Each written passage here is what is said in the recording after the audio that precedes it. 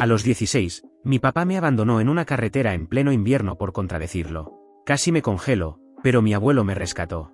Tiempo después la justicia hizo su trabajo. Hola, Reddit. Mi familia siempre me trató como el chivo expiatorio, mientras mi hermana era coronada como la realeza de la casa. Intenté seguir con mi vida, pero las cosas no terminaron ahí. Antes de explicar lo que hicieron, déjenme contarles dónde empezó todo. Mi nombre es Leandro. Ahora tengo 23 años, pero esto ocurrió cuando tenía 16. En ese entonces no tenía auto, ni trabajo, ni ninguna forma real de protegerme. Vivía en una casa donde mi papá, Víctor, controlaba la narrativa. Mi mamá, Elena, lo respaldaba sin importar qué. Y mi hermana menor, Valentina, aprendió desde temprano que alinearse con ellos significaba que nunca sería el objetivo. No era el típico chico problema que la gente imagina. No faltaba a la escuela. No me escapaba. No me metía en peleas. Pero hacía preguntas. Notaba cosas. No aceptaba que mintieran sobre mí. Y eso era suficiente para convertirme en el problema designado. Víctor me etiquetó como difícil incluso antes de que entrara a la secundaria. Una vez que tomó esa decisión, nada de lo que hiciera podía cambiarlo. Si hablaba, estaba discutiendo. Si me quedaba callado, estaba haciendo pucheros. Si discrepaba, era irrespetuoso. Era un papel que necesitaba que yo desempeñara. Y mi madre, Elena, se aseguraba de que la historia se mantuviera intacta.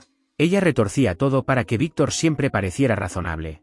Si él gritaba, decía, ¿sabes cómo se pone tu padre? Si me insultaba, decía, está tratando de hacerte más fuerte. Si yo respondía, aseguraba que estaba creando drama. Valentina observaba todo eso y se adaptaba. Entendió rápido que en nuestra casa solo había dos tipos de personas, los que Víctor aprobaba y los que aplastaba. Y ella sabía perfectamente de qué lado quería estar. Una sonrisa sarcástica, una mirada en blanco, un comentario aquí y allá. Esa era su contribución. El único lugar que alguna vez se sintió remotamente neutral fue la casa de mi abuelo Héctor, el papá de mi mamá. No era ruidoso ni emocional, simplemente era estable. El resto de la familia, tíos, tías, primos, en su mayoría se mantenía al margen cuando surgían conflictos. Nunca intervenían, pero tampoco echaban leña al fuego. Esa noche todos estaban allí para una cena familiar, el tío Esteban y la tía Marisol con sus hijos, la tía Renata y el tío Torne, y un puñado de primos de entre 10 y 20 años. Debería haberse sentido lleno de una buena manera. No fue así. Llegamos tarde, algo por lo que Víctor me culpó incluso antes de llegar al porche. Si alguien no se hubiera tardado una eternidad en arreglarse, habríamos llegado a tiempo, murmuró. Yo estaba listo antes que todos, respondí en voz baja. Valentina dijo con sarcasmo. Claro que sí, te creemos, hermanito. Mi madre y mi hermana soltaron una risa cómplice. Víctor después me miró y me dijo. No formes problemas esta noche. Héctor, mi abuelo, abrió la puerta y nos hizo pasar con un leve asentimiento. La casa olía a carne asada y papas recién hechas. Todos ya estaban sentados o acomodándose. El murmullo de las conversaciones bajó ligeramente cuando entramos, algo que ya no me sorprendía. La tía Renata saludó con la mano. Hola, Leandro. La tía Marisol me dedicó una pequeña sonrisa. ¿La escuela te trata bien? Antes de que pudiera responder, Víctor intervino. Le iría mejor si pusiera un esfuerzo real en la escuela. El tío Esteban levantó una ceja, pero no dijo nada. Mis primos intercambiaron miradas. Esto tampoco era nuevo para ellos. Tomamos nuestros asientos. Yo me senté casi al final de la mesa, más cerca de los niños pequeños.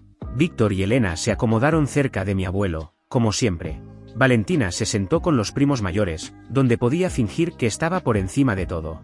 Durante unos minutos comimos en silencio. Luego Víctor comenzó. Entonces, Leandro, dijo, lo suficientemente alto como para que media mesa lo oyera. ¿Sigues teniendo problemas en el colegio? Lo miré. No estoy teniendo problemas. La tía Renata preguntó. ¿Qué tipo de problemas? Víctor respondió antes de que pudiera abrir la boca. Oh, ya saben, maestros llamando a casa por su actitud. La misma historia de siempre. Eso no pasó, respondí. Elena suspiró de forma dramática. Leandro, no te pongas a la defensiva. El tío Torne me miró directamente. ¿Los maestros realmente llamaron? No, nunca han llamado. Le dije firmemente. Víctor resopló. Aquí vamos otra vez. Valentina soltó una risa baja. Siempre hace esto. Víctor continuó, enumerando problemas falsos como si estuviera leyendo un expediente, que era perezoso, que no ayudaba en la casa, que no tenía dirección, ni metas, ni respeto. Algunos primos se veían incómodos. Otros miraban a cualquier parte menos a mí. Entonces soltó la mentira que llevó todo demasiado lejos. Héctor, te vas a reír de esto, dijo. El mes pasado suspendieron a Leandro por contestarle a un profesor. Me quedé helado. Algunos de mis primos también. Nunca fui suspendido, dije. La conversación alrededor de la mesa se detuvo al instante. El tío Esteban levantó la vista. ¿No lo fuiste?, me preguntó. No, ni una sola vez. Víctor me miró como si no pudiera creer que hubiera hablado. ¿Me estás llamando mentiroso frente a todos? Estoy diciendo que eso no pasó, le respondí. La tía Marisol dejó su vaso sobre la mesa. La tensión era evidente, incluso para los niños pequeños. Elena intervino. Leandro, ¿sabes a qué se refiere tu padre? No, respondí. No lo sé. Víctor golpeó la mesa con la mano. Un par de primos dieron un pequeño salto. No me corriges en la casa de mi suegro. Héctor habló sin alzar la voz. Víctor, suficiente. Pero Víctor no escuchaba. Empujó la silla hacia atrás con tanta fuerza que chocó contra la pared. Nos vamos, dijo en voz alta. Elena se levantó de inmediato y tomó su bolso. Vámonos. Valentina me lanzó una sonrisa sarcástica. Buen trabajo, Leandro. Mis tíos y tías parecían atónitos.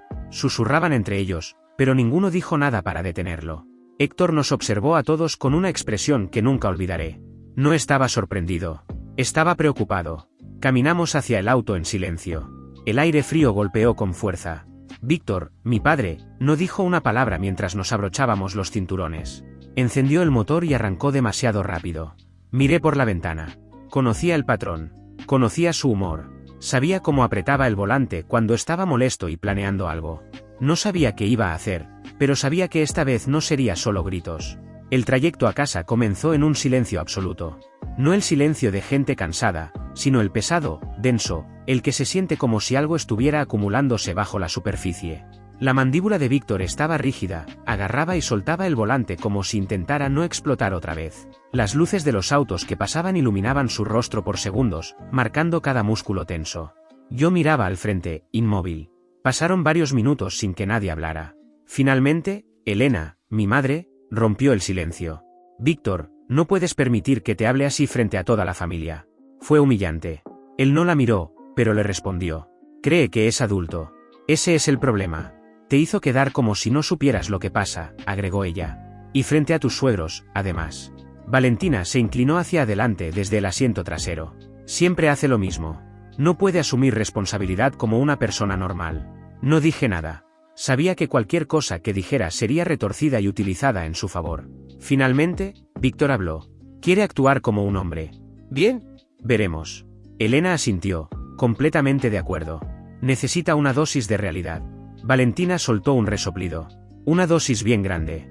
Víctor tomó una respiración profunda, de esas que siempre precedían a una lección. No lo entiendes, Leandro. El respeto no es opcional. No puedes corregirme. No en la mesa de mi suegro. No frente a tus tíos y tías. Avergonzaste a esta familia esta noche. Miré por la ventana en lugar de mirarlo. Mírame, ordenó bruscamente. Giré la cabeza apenas. Ese es tu problema. Siempre crees que tienes razón.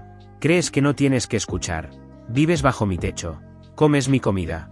Lo mínimo que puedes hacer es mostrar algo de gratitud, añadió Elena. Y no hacer las cosas incómodas para todos. Había niños en esa mesa, dijo Valentina. Honestamente, debiste haber mantenido la boca cerrada. Víctor siguió conduciendo, pero algo en la ruta se sentía mal. Pasamos el giro que nos llevaba de regreso a casa. Pensé que daría la vuelta o tomaría otra calle, pero luego dejó atrás otro cruce familiar, y otro más. Miré el reloj del tablero. Era tarde, alrededor de las 10. El cielo invernal afuera estaba negro sin estrellas ni luna que lo iluminaran. ¿A dónde vamos?, pregunté en voz baja. Víctor no respondió. Valentina, mi hermana, soltó una risa y dijo: «Oh, Dios». Está asustado por completo. «Leandro, no empieces», dijo Elena. «No vamos a casa todavía», dijo Víctor finalmente. «Primero necesitas aprender algo». No pregunté qué, pero ya sentía ese peso en el estómago que te avisa que las cosas no van a salir bien. Siguió manejando hasta que las luces de la calle comenzaron a espaciarse y las casas desaparecieron. Los vecindarios conocidos se transformaron en largos tramos de carretera vacía. No había aceras, ni tiendas, ni personas. Solo campos abiertos y unos pocos árboles oscuros recortados contra el cielo. Finalmente, Víctor detuvo el auto en un arcén estrecho. La única luz provenía de los faros, iluminando la grava y la hierba muerta cubierta de escarcha por el frío. «Sal», dijo. Por un segundo pensé que había escuchado mal. «¿Qué dices?», le pregunté.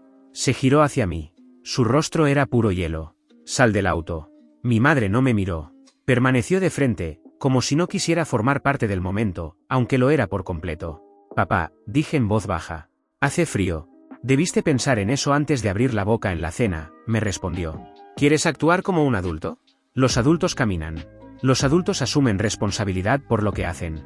Valentina soltó una risa corta. Esto es tan dramático. Solo sal. Víctor señaló la puerta. Sal ahora. Abrí la puerta lentamente. El frío me golpeó al instante, más cortante de lo que esperaba. Mi aliento se volvió visible en el aire. Víctor se inclinó hacia mí. Vas a caminar a casa. Tal vez así tengas tiempo para pensar en el irrespeto que mostraste esta noche. Elena seguía sin girarse. No dijo detente, ni Víctor, esto es demasiado, ni siquiera aún me espera. Nada. Solo permaneció sentada con las manos en el regazo. Bajé del auto y mis zapatos crujieron sobre la grava. Y Leandro, añadió Víctor, no te molestes en regresar por esa puerta esta noche actuando como una víctima. Tú te lo buscaste. Valentina negó con la cabeza. Es increíble lo que te has buscado tú solo. Cerré la puerta despacio. No la azoté. No protesté. El frío ya atravesaba mi ropa. Víctor me sostuvo la mirada por un largo segundo desde la ventana. Luego arrancó. Sin dudar. Sin disminuir la velocidad. El auto volvió a la carretera y desapareció en la oscuridad. Las luces traseras rojas se hicieron cada vez más pequeñas hasta desaparecer por completo. El sonido del motor se desvaneció. El silencio que lo reemplazó fue inmediato. Y así quedé, solo, con 16 años, en una carretera vacía en pleno invierno. Sin chaqueta, sin plan, con una caminata interminable por delante. En el momento en que el auto desapareció, el frío se intensificó. No era el frío leve de una mañana camino a la escuela. Era el que muerde de inmediato. Mi sudadera no servía de nada, el viento la atravesaba como si no existiera. Me quedé allí unos segundos, mirando la carretera desierta, tratando de comprender cómo realmente me habían dejado en medio de la nada. Esa no era una ruta habitual hacia casa. Víctor había tomado una carretera secundaria que atravesaba tierras de cultivo y una zona industrial. Nadie caminaba por allí. Nadie conducía por allí a menos que estuviera tomando un atajo o transportando equipo.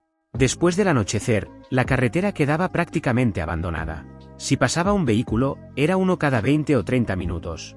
Por lo general, un camión de carga rumbo a la entrada de la autopista más adelante. No el tipo de conductor que se detiene por un adolescente en el frío. Y la policía no patrullaba rutas rurales sin motivo. Se mantenían cerca de los vecindarios, de los semáforos, de los lugares donde realmente ocurrían cosas. Aquí no había tiendas, ni estacionamientos, ni negocios abiertos. Nada que justificar una ronda. Empecé a caminar porque quedarme quieto hacía que el frío se sintiera peor. Mis zapatos crujían sobre la grava, pero el sonido parecía perderse en el viento. Metí las manos en los bolsillos, aunque la tela no retenía calor. Mis dedos ya estaban rígidos. Después de unos minutos, el frío comenzó a calar más profundo. Las yemas de mis dedos ardían, y luego empezaron a entumecerse. Mis dedos de los pies se sentían como si estuvieran envueltos en hielo. Intenté moverlos, pero ni siquiera estaba seguro de que respondieran. Me obligué a respirar por la nariz, aunque cada inhalación era como tragar cuchillas. El aire quemaba al entrar. Intenté concentrarme en la dirección hacia casa. Víctor no había dado vueltas al azar. Había conducido hacia el sur y luego hacia el este. Cuando alcanzara el inicio del largo tramo cerca del parque industrial, solo tendría que seguir recto hacia la ciudad. Sería casi una hora caminando. Quizás más, con ese frío. De vez en cuando miraba hacia atrás, esperando ver faros. Cualquier faro. Pero la carretera seguía vacía. Sin autos, sin camiones, sin alguien regresando tarde del trabajo. Solo oscuridad y viento. Saqué el teléfono casi por reflejo.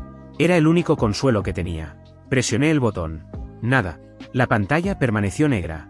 Lo intenté otra vez. Batería muerta. Debió descargarse durante la cena sin que me diera cuenta. Sentí como el estómago se me hundía. Sin linterna. Sin mapa. Sin posibilidad de pedir ayuda. La gente siempre pregunta, ¿por qué no fuiste directo a la policía? ¿Por qué no tocaste la puerta más cercana? Pero allí afuera no había puertas. No había casas. No había nada. Y llamar a la policía nunca fue un instinto que existiera en la casa de Víctor. Me habían criado para creer que él siempre ganaría cualquier versión de los hechos. Si le decía a un oficial que me dejó en una carretera oscura, él diría que me escapé. Si decía que me abandonó, afirmaría que yo era inestable. Elena, mi madre, asentiría. Valentina respaldaría cualquier historia que me hiciera parecer exagerado o dramático. Así que incluso si mi teléfono hubiera tenido batería, no me habría sentido seguro llamando a nadie con uniforme. Sería mi palabra contra la de mis padres. Y me habían entrenado toda mi vida para perder esa pelea. Metí el teléfono de nuevo en el bolsillo y seguí caminando. Mis dedos empezaron a doler otra vez, como si la sensibilidad intentara regresar, pero no lograra hacerlo por completo. Los pies estaban peor. Mis piernas se sentían pesadas. La garganta me ardía cada vez que respiraba. Me concentré en dar un paso tras otro. El miedo se asentaba bajo en mi estómago. No era pánico. Era algo constante. Silencioso. Seguí mirando la carretera, esperando al menos un vehículo. Uno solo. Pero no apareció ni un par de faros. Eso hacía que la caminata se sintiera interminable. Finalmente, vi luces de calle a lo lejos. Pequeños puntos débiles que apenas rompían la oscuridad. Mi vecindario aún estaba lejos, pero al menos había llegado al borde de la ciudad. Había algunas casas dispersas en esa zona, pero todas estaban a oscuras. Sin movimiento. Sin autos pasando. Cuando entré al primer bloque residencial, el frío cambió. Ya no era el viento. Era la humedad del sudor enfriándose contra mi piel. Mi ropa se sentía pegajosa y helada al mismo tiempo. Mis brazos temblaban. Mis dientes no dejaban de castañetear. Froté mis manos entre sí, pero todavía no sentía bien las yemas de los dedos. Mientras me acercaba a mi calle, el miedo se transformó en otra cosa. No era alivio. Era temor. Sabía cómo se sentiría la casa al llegar. Víctor no estaría arrepentido. Elena no se disculparía. Valentina no fingiría que le importaba. Doblé en mi cuadra. Un par de luces de porche estaban encendidas en casas vecinas. Autos estacionados en las entradas. Ventanas oscuras. Todo parecía tranquilo. Normal. Cuando llegué al camino que llevaba a mi casa, el frío ya se había instalado en mis huesos. Lo primero que noté fue la luz del porche. Estaba apagada. Víctor, mi padre, nunca la apagaba cuando alguien de la familia estaba fuera tarde. Incluso cuando estaba enojado. Incluso cuando quería dar una lección. Siempre la dejaba encendida. Verla oscura hizo que algo se retorciera dentro de mí. Subí los escalones rápidamente, intentando obligar a mis piernas a recuperar algo de calor. Mis dedos luchaban por agarrar la perilla, torpes y rígidos, pero al final logré girarla. Cerrada por completo. Lo intenté otra vez. Seguía cerrada. Toqué una vez, suavemente al principio. Nada. Toqué más fuerte. Mamá, soy yo, grité. Nada. Golpeé la puerta con el costado del puño porque los nudillos me dolían demasiado para usarlo de frente. Mamá, abre la puerta. Por un segundo, la casa quedó en silencio. Luego lo escuché. Una risa. No era fuerte, pero sí lo suficientemente clara como para reconocerla al instante. Era de Valentina, mi hermana. Su risa tenía un tono específico cuando sentía que había ganado algo. Ese sonido atravesó el frío como una cuchilla.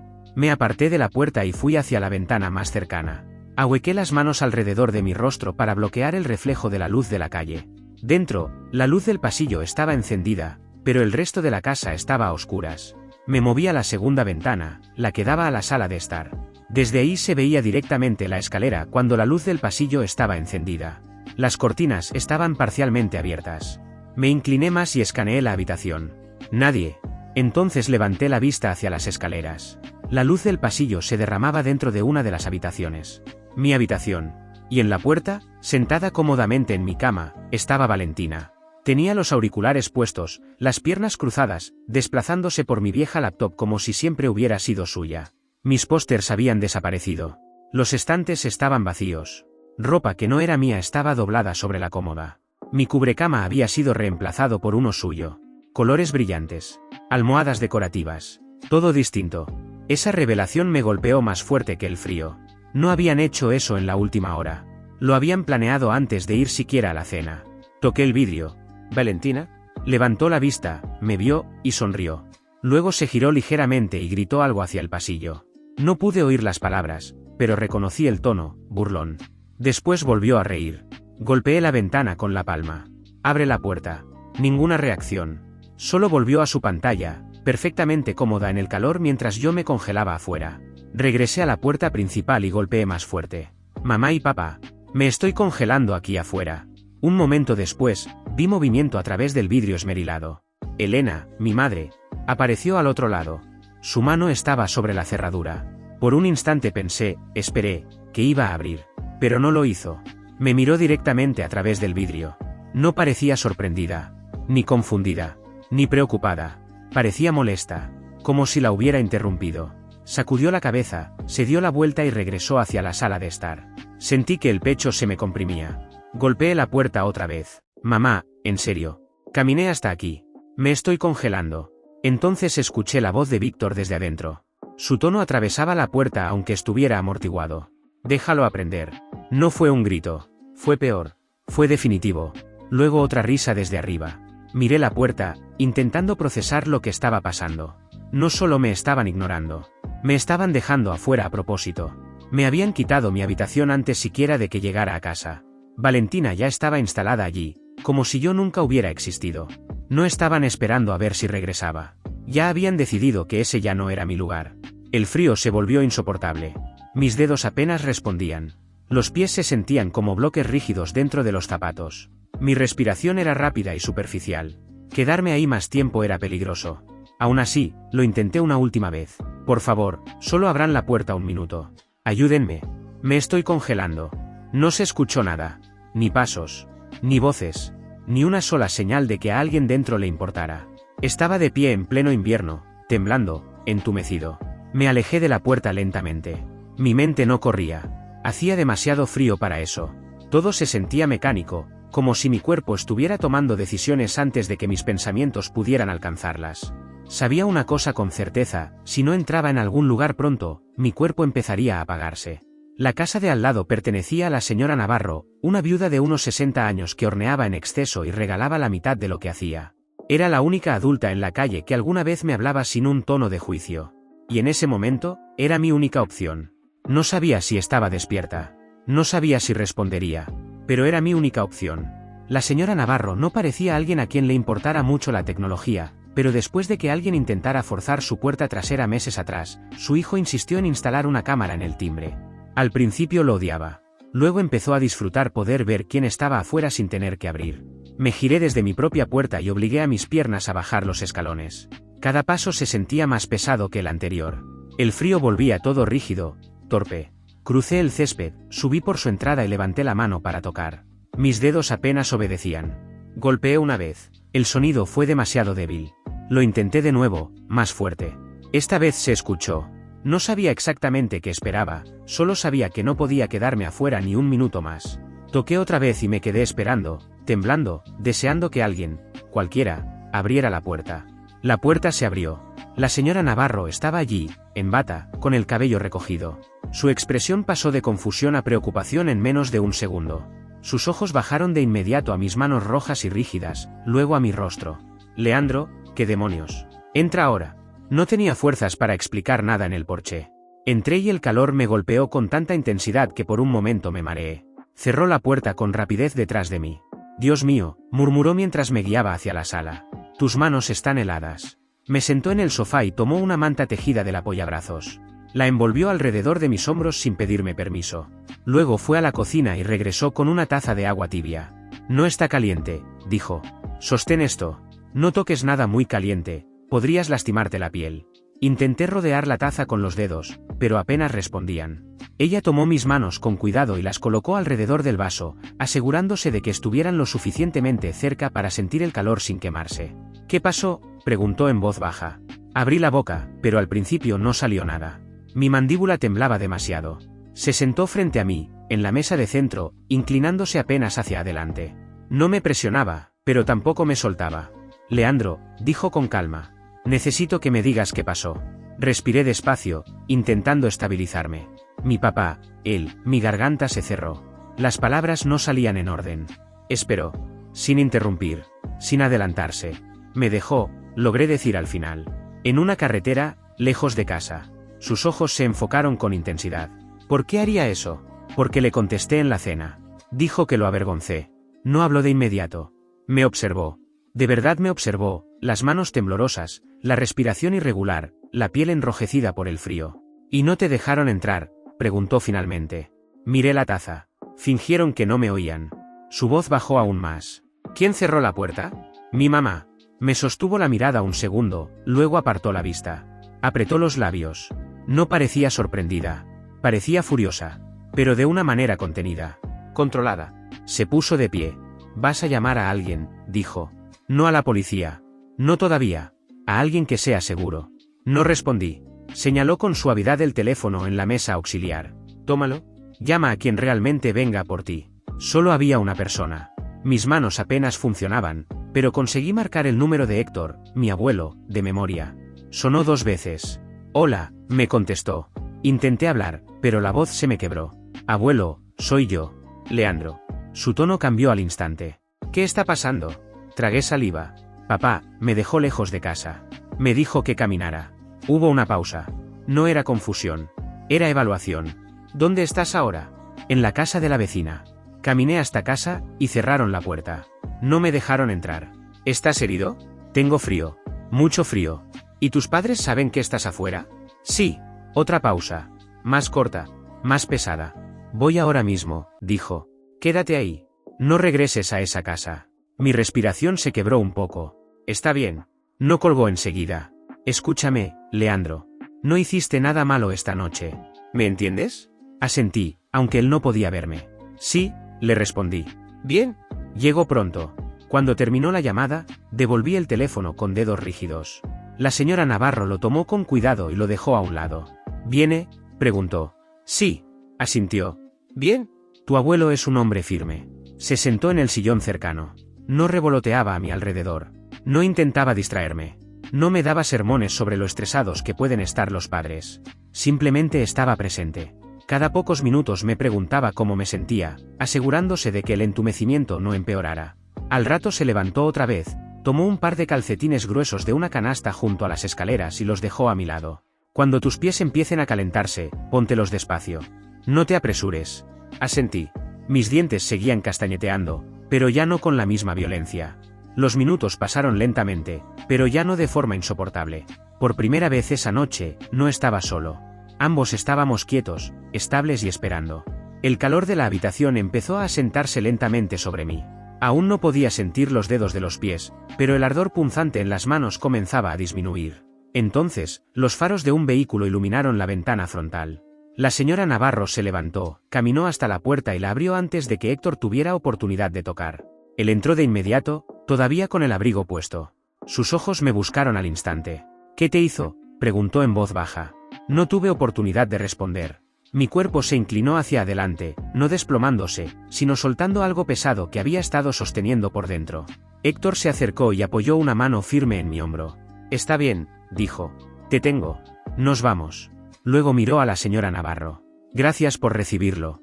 Ella asintió mientras salíamos y me deseó que todo saliera bien, asegurando que estaba allí para cualquier cosa que necesitáramos. Héctor no perdió ni un segundo una vez que estuve dentro de su camioneta. No pidió la historia completa. No gritó. No hizo preguntas. Solo dijo, ponte el cinturón. Y salió del camino de entrada. Pero su agarre en el volante lo decía todo. Los nudillos estaban blancos, la piel tensa por la fuerza con la que apretaba. Yo seguía frotándome las manos, se sentían rígidas, extrañas, como si no fueran del todo mías. El aire caliente de la calefacción no parecía suficiente. Héctor me miró varias veces. ¿Cuánto tiempo estuviste afuera? Lo suficiente, respondí en voz baja. Me dejó en esa carretera rural. Su mandíbula se tensó. Hablaremos después de que te revisen. Fue directo a la sala de emergencias sin dudar. Las luces de la entrada del hospital resultaban cegadoras después de las carreteras oscuras. Héctor entró rápido, sosteniéndome con firmeza cuando tropecé ligeramente. La enfermera que me evaluó al llegar a emergencias vio mis manos y mi rostro y no perdió tiempo en cortesías. Este chico necesita una habitación caliente, dijo de inmediato. Posible congelación en dedos de manos y pies. Riesgo de hipotermia. Me llevaron a una sala con mantas térmicas y un monitor. Una enfermera comenzó a examinar mis manos, presionando con cuidado distintas zonas. ¿Puedes sentir esto? Más o menos, le respondí. Esa no es la respuesta que queremos, murmuró mientras anotaba algo. Otra enfermera tomó mi temperatura. Está frío.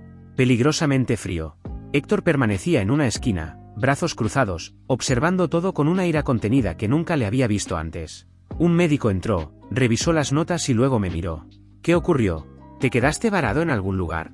Héctor respondió antes de que pudiera hacerlo yo. Su padre lo dejó en una carretera fuera de la ciudad. Las cejas del médico se alzaron con intención. ¿Es eso cierto? Asentí. Me dijo que me bajara. Que caminara a casa, le respondí. El personal siguió tomando notas, calentando mis manos de forma gradual y revisando la circulación en los dedos de mis pies. Héctor se acercó a una enfermera y le habló en voz baja. No pude escuchar lo que decían, pero, por la expresión de ambos, entendí que le estaba pidiendo algo importante. Ella asintió y lo guió hacia un teléfono en el pasillo. Me quedé solo con el sonido constante del monitor y el calor que apenas empezaba a regresar a mis manos. 15 minutos después, 2 oficiales de policía entraron en la sala y se dirigieron directamente a mi cama. Ahí comprendí que Héctor, mi abuelo, había hecho una denuncia a la policía. Leandro, tu abuelo nos llamó. Necesitamos que nos cuentes lo que pasó esta noche, desde el principio. Se lo conté. Sin adornos. Sin dramatizar. La cena, la discusión, el viaje, que me dejaran en la carretera, la caminata, la puerta cerrada, la risa desde dentro, ver a Valentina en mi habitación, Elena ignorándome, Víctor gritando desde la casa. Uno de los oficiales escribía sin parar. El otro me miraba directamente, sin interrumpir. ¿Sabían que estabas afuera, en el frío?, preguntó. Sí. Mi mamá me miró directamente a través de la ventana. Mi hermana me vio, y sonrió. ¿Y aún así no te dejaron entrar? No lo hicieron, le respondí. El oficial anotó algo más largo esta vez. Una enfermera regresó con una carpeta. Documentación completa. Fotografías de manos y rostro. Registros de temperatura. La circulación sigue siendo preocupante pero mejorando. El oficial la tomó, la revisó en silencio y luego miró a su compañero. Hay evidencia médica clara. Esto es suficiente para proceder.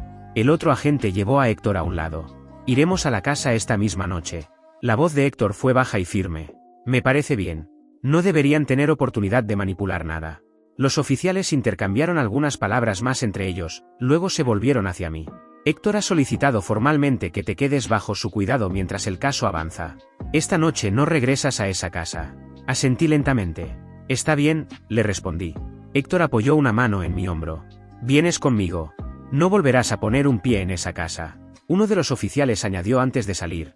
El fiscal revisará todo lo que se documentó esta noche. Es probable que soliciten una orden judicial de emergencia. Un juez deberá firmarla. Puede tardar un poco, pero el proceso ya está en marcha. Después de 30 minutos aproximadamente, una enfermera volvió para revisar mis manos. La sensibilidad había regresado parcialmente. Mientras terminaban de envolver mis pies, uno de los oficiales regresó a la habitación. Tu padre está bajo custodia, dijo. Con la información que tenemos hasta ahora, fue arrestado esta noche. Se lo llevaron directamente a la cárcel del condado. Hizo una breve pausa. Tu madre también está siendo investigada. Lo que hizo, o dejó de hacer, importa legalmente. Todo quedará documentado en el expediente. La habitación quedó en silencio después de eso. No tenso, solo pesado. Con todo alcanzándome finalmente, Héctor exhaló largo. Estás a salvo ahora, me dijo.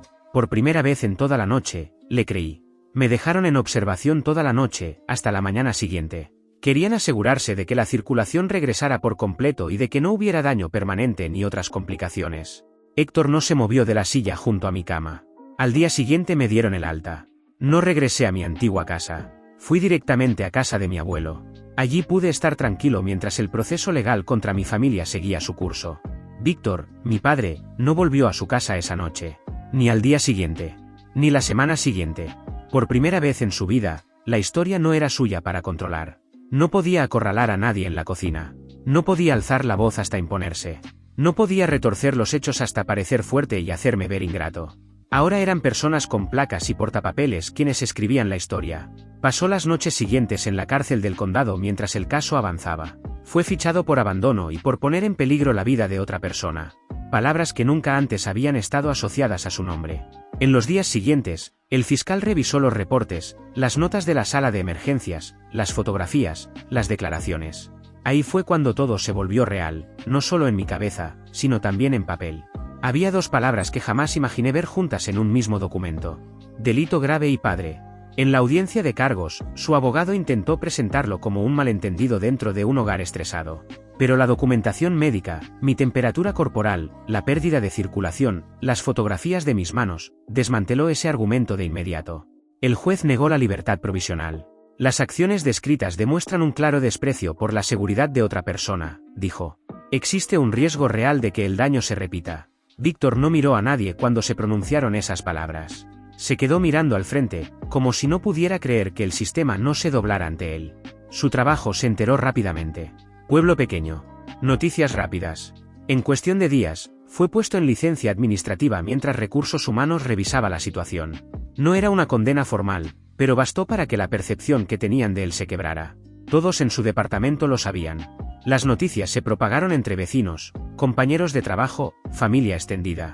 Personas que antes lo trataban con respeto automático ahora evitaban mencionarlo. Perdió la imagen que había construido durante décadas. Elena, mi madre, tampoco quedó al margen. La fiscalía abrió un caso formal en su contra por omisión de socorro y negligencia agravada. Tenían el vídeo de la cámara del timbre de la señora Navarro, donde se me veía temblando en el porche, pidiendo ayuda.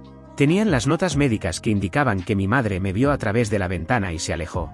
Tenían mi declaración. La de mi abuelo. Lo tenían todo. Valentina fue citada como testigo del caso. Su conducta esa noche quedó registrada en el expediente, pero al ser menor de edad, el peso legal recayó sobre quienes tenían la responsabilidad de protegerme. La familia extendida empezó a tomar partido. Algunas tías y tíos llamaron a Héctor en privado para decir que estaban horrorizados. Algunos primos me escribieron mensajes diciendo que siempre habían sospechado que algo no estaba bien. Otros insistían en que Víctor jamás haría algo así, que yo debía haber malinterpretado las cosas o que estaba permitiendo que extraños castigaran a la familia. Héctor cortó de raíz a cualquiera que intentara desviar la culpa hacia mí. Casi una semana después del arresto de Víctor ocurrió el enfrentamiento con mi madre. Estábamos en la sala esa tarde cuando alguien llamó a la puerta. El golpe fue suave, irregular, casi como si dudara en hacerlo. Héctor se quedó quieto a medio camino, como si ya supiera quién estaba del otro lado. Respiró hondo antes de acercarse y abrir apenas una rendija. Elena estaba allí, envuelta en un abrigo. Se veía agotada. No como alguien que hubiera llorado, sino como alguien que no había dormido desde el arresto. Papá, susurró, por favor. Necesito hablar con mi hijo. No deberías estar aquí, dijo Héctor. Hay una orden judicial de no contacto. Soy su madre, su voz se quebró. Tengo derecho. Perdiste ese derecho, respondió Héctor, cuando dejaste a mi nieto en el frío. Ella se encogió como si la hubieran abofeteado. Papá, no fue así. Entonces explícalo, dijo Héctor. Estaba enojado, dijo apresuradamente. Víctor se salió de control, pero ¿sabes cómo se pone? Las cosas escalaron. Héctor no apartó la mirada. Miraste a Leandro a través de la ventana y te alejaste. Su respiración se quebró. No sabía que hacía tanto frío, dijo Elena. Di un paso al frente desde detrás de Héctor. Me viste temblando. Me oíste tocar. Se volvió hacia mí, con los ojos llenos de lágrimas. No quise lastimarte. No te importó si lo hacías, respondí. Elena negó con la cabeza. Eso no es justo, dijo, con la voz quebrada. La voz de Héctor se endureció. Podría haber muerto, Elena. ¿En qué estabas pensando? Ella nos miró a ambos, desorientada. Papá, no lo digas como si fuera un monstruo. Actuaste como uno, dijo Héctor en voz baja. No por quién eres, sino por en quién permitiste que te convirtiera. La compostura de Elena se rompió por completo. Solo quiero a mi familia de vuelta. Héctor respondió antes de que yo pudiera. ¿Quieres la ilusión de familia que tenías de vuelta? Ella se limpió las lágrimas con el dorso de la mano. Espero que algún día entiendas por qué no pude enfrentarlo. La voz de Héctor fue firme y fría. Y espero que algún día entiendas por qué debiste haberlo hecho. Se fue sin decir nada más. El sonido suave de la puerta al cerrarse pesó más que cualquier portazo. Héctor se quedó quieto un momento, respirando despacio. No estaba enojado. Estaba herido. ¿Estás bien?, preguntó. Asentí, aunque el peso en mi pecho no desapareció del todo. Tú no causaste esto, dijo. Ellos lo hicieron. Después de ese día, las cosas se acomodaron en una rutina extraña, pero tranquila. El juez formalizó mi residencia con Héctor como parte de las condiciones del caso. Tenía una habitación que era mía. Una cama. Una puerta que podía cerrar desde adentro. Sin gritos. Sin acusaciones. Sin esperar la próxima explosión. Pasaron los meses.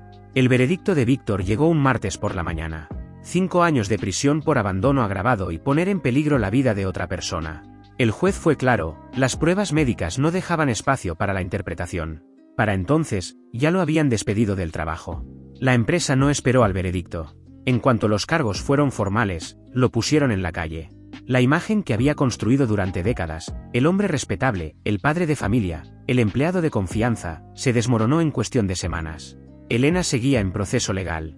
Su juicio aún no tenía fecha, pero el fiscal no tenía intención de soltar el caso. Los cargos por omisión de socorro y negligencia seguían sobre la mesa. Sus abogados hablaban de libertad condicional, de acuerdos, de circunstancias atenuantes. Nadie sabía cómo terminaría. Pero ya no podía fingir que nada había pasado. Valentina terminó con una familia de parientes lejanos. Personas que no la conocían, que no giraban a su alrededor, que no la coronaban como el centro de la casa. Me llegaron comentarios de que no se adaptaba bien, que extrañaba la dinámica que había conocido toda su vida. Supongo que es difícil perder el trono cuando nunca entendiste que estaba construido sobre otra persona. La casa en la que crecí no se redujo. Desapareció. Una noche, sentado en el borde de mi nueva cama en casa de Héctor, comprendí algo que nunca me había permitido pensar. Las acciones tienen peso. Siempre lo tienen. A veces tardan, a veces duelen en el camino, pero eventualmente caen exactamente donde deben caer. Yo había sido el espejo que no querían mirar. La noche en que finalmente desafié una mentira no destruyó a la familia. Expuso la verdad sobre ella. Y por primera vez, las consecuencias no cayeron sobre mí. Gracias por ver. Si aún no te has suscrito, por favor hazlo y activa la campana de notificaciones para mantenerte al día con más historias impactantes de la vida real que suceden a tu alrededor.